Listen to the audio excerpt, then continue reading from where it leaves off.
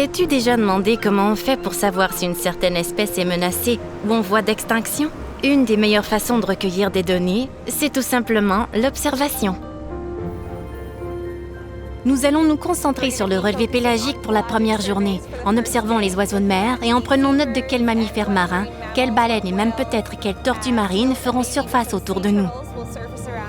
Le relevé pélagique, c'est le recensement de la zone pélagique, c'est-à-dire de tout ce qui est dans l'océan à l'exception du fond marin, qu'on appelle la zone benthique. En d'autres mots, nous sommes à la recherche d'animaux qui volent et qui nagent. C'est un fou de bassin. Je vais devoir vérifier la latitude et la longitude quand on sera à l'intérieur, mais ça peut être plus difficile qu'il n'y paraît. Fou de bassin 1, immature. Prochain oiseau.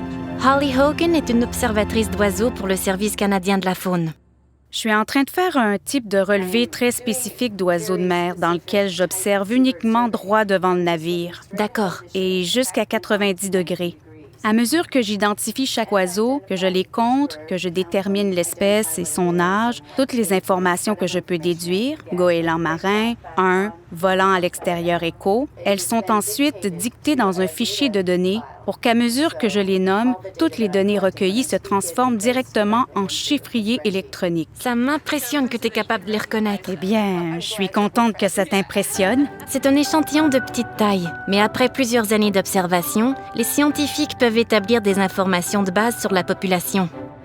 Et donc, ces informations peuvent être ensuite utilisées pour toutes sortes de choses, comme pour décider quelles zones doivent être protégées, quel type de développement peut avoir lieu. Et par exemple, s'il y avait un déversement d'hydrocarbures en mer, on pourrait vérifier la base de données pour savoir quels animaux y sont. C'est comme un recensement de la mer.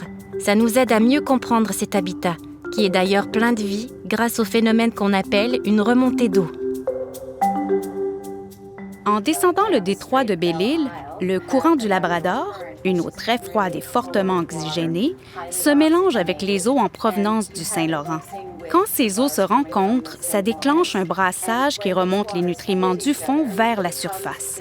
Donc, on y retrouve toutes les choses essentielles à la vie, les nutriments, la lumière et l'oxygène. Tous ces éléments se marient merveilleusement bien ici dans le golfe. C'est comme brasser de la soupe. Toutes les bonnes choses remontent à la surface. C'est une des raisons pour laquelle tant d'animaux viennent ici. La zone pélagique du golfe est comme un gros buffet, une table dressée où se trouvent des aliments nutritifs pour toutes sortes de créatures affamées.